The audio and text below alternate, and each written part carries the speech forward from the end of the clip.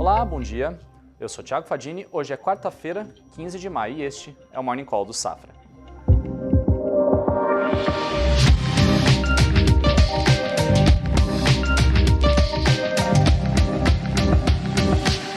Comigo nessa quarta-feira hoje, Cauê Pinheiro. Bom dia, Cauê. Tudo bem? Bom dia, Thiago. Tudo bem e você? Tudo certo. Na terça-feira, o Ibov subiu mais um pouquinho e o dólar deu uma recuada.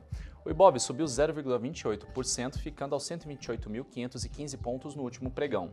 Na semana, em 2 dias, a variação é positiva, em 0,72%. O dólar, como eu comentei, deu uma recuada, 0,41% para baixo, fechando cotado a R$ 5,13.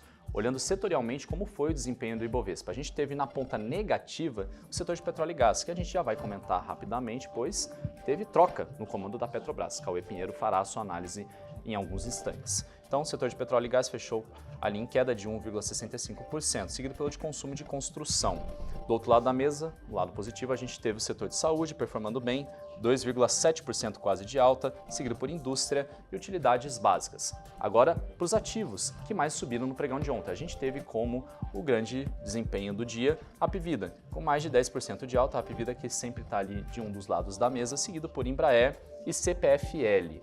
Agora, do lado negativo, a gente teve como destaque Natura, IRB e Petrobras entre os destaques negativos do pregão de ontem. Agora, a agenda de indicadores do dia para o investidor estar atento, uma agenda majoritariamente americana.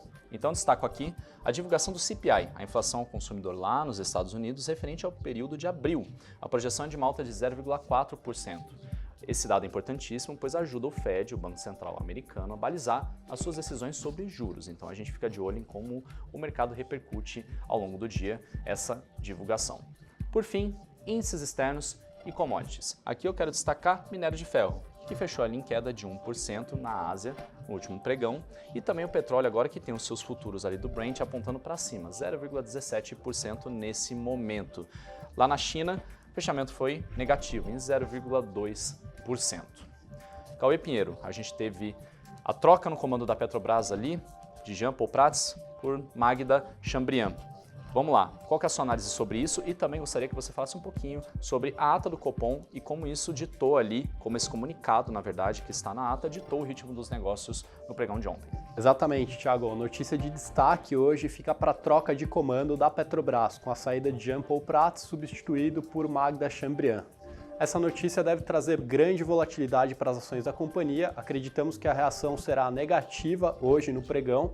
Ontem as ADRs da Petrobras fecharam com queda de 7% e hoje a gente acredita que as ações devem abrir com uma queda expressiva. O motivo da queda das ações deveria ser em função de uma maior percepção de risco por conta de uma potencial maior interferência política na companhia e não em função das qualidades técnicas da Magda Chambriard. Falando um pouco sobre a ata do Copom, que foi divulgada ontem, vale destacar aqui que os membros, o comunicado trouxe um recado um pouco mais favorável que gerou um alívio nos mercados e provocou o fechamento das curvas de juros, especialmente dos vértices mais longos. A ata do Copom trouxe uma mensagem positiva, mostrando que não houve dissidência entre os membros em relação à taxa terminal de juros, que deveria permanecer no terreno contracionista. A JBS divulgou o resultado referente ao primeiro trimestre de 2024 e os números ficaram acima das nossas estimativas. Receita ficou em linha com o estimado, mas o grande destaque do trimestre ficou para as margens de lucro, que surpreenderam positivamente. O EBITDA ficou 26% acima das nossas estimativas e foi impulsionado por frangos e suínos, especialmente nas operações do Brasil e da Austrália. A JBS Estados Unidos, especificamente falando de bovinos, continuou entregando margens apertadas. No caso do trimestre, as margens ficaram negativas, mas não comprometeram o resultado consolidado da companhia. Seguimos com uma visão positiva para a ação da JBS, que segue sendo a nossa top pick no setor de alimentos e bebidas, em função de sua boa diversificação geográfica, sua boa diversificação por tipo de proteínas e também em função do seu valuation atrativo.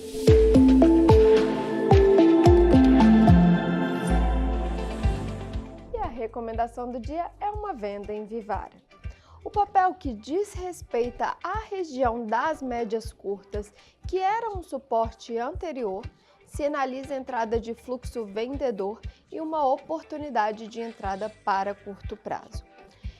O alvo dessa operação fica na região de 21,50 e o stop acima das médias curtas na região de 23,50.